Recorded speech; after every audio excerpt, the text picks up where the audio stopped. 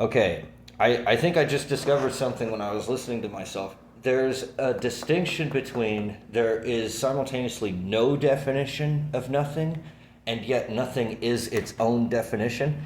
That paradox can be resolved by looking at it from two different angles. So, inside of nothing, there is no definition of nothing. Outside of nothing, nothing is its own definition.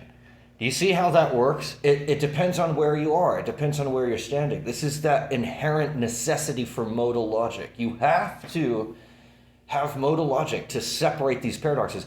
Inside of classical logic, in a classical if-then implicative system, you have this irreducible, irresolvable paradox. But in modal logic, where it's a when and where, there is this, then and there is that implicative system, then the paradox gets resolved.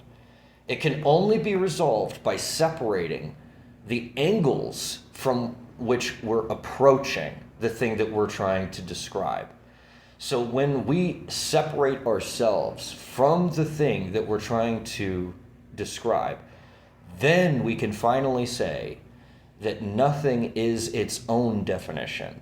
But only inside of classical logic does the description of there is no definition of nothing apply. It only applies inside of nothing. It does not apply as if nothing were a universal system where the environment of nothing is given and assumed. If the environment of nothing is not given or not assumed, and we don't occupy necessarily the environment of nothing when we're describing it, then and only then can we say that nothing is its own definition, that nothing is self-evident, that it evidences itself, that its definition is the same thing as itself. It's only the same thing as itself beyond itself. If we go beyond the environment of nothing, then and there only do we find that nothing is its own definition.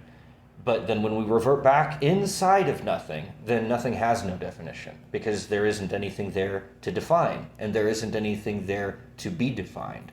So, and there is no definition, there's no room for definition because everything in nothing is nothing. So there can't be any definition in nothing. But beyond nothing, from the outside looking in, then there is a definition of nothing. Because we're necessarily beyond it, it must have some peripheral skin. It must have some objective limit. It must have some edge. And the edge to nothing is what I've been trying to find for 15 years. The entire time, half my life, I've dedicated to finding the edge of nothing. And there it is. The edge of nothing is when I go beyond nothing and I look at nothing from outside of nothing, nothing is its own definition. I finally found it. Just for the record,